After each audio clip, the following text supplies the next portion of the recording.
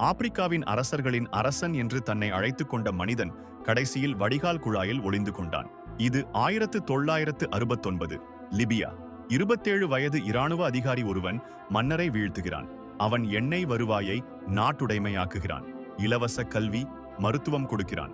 மக்கள் அவனை நேசிக்கிறார்கள். அவன் தன்னை சுற்றி விசித்திரமான ஆளுமை வழிபாட்டை உருவாக்குகிறான். பெண் மெய்காவலர்கள், பொன்னாலான அரண்மனைகள், சொந்த அரசியல் தத்துவம். சில காலம் அவன் தோற்கடிக்க முடியாதவனாக இருந்தான். ஆனால் அவன் வெளிநாட்டு எதிரிகளைப் பற்றி மட்டுமே கவலைப்படுகிறான். உள்நாட்டு கோபத்தை கண்டுகொள்ளவில்லை. அரபு வசந்தம் லிபியாவை அடைகிறது. நேட்டோ விமானங்கள் வானில் வட்டமிடுகின்றன. கிளர்ச்சியாளர்கள் அவனை மாதக்கணக்கில் வேட்டையாடுகிறார்கள். பொன்னாலான அரண்மனையில் வாழ்ந்த மனிதன் சொந்த ஊரில் கொல்லப்படுகிறான். ஆப்பிரிக்காவின் அரசர்களின் அரசன் மும்மர் கடாஃபி.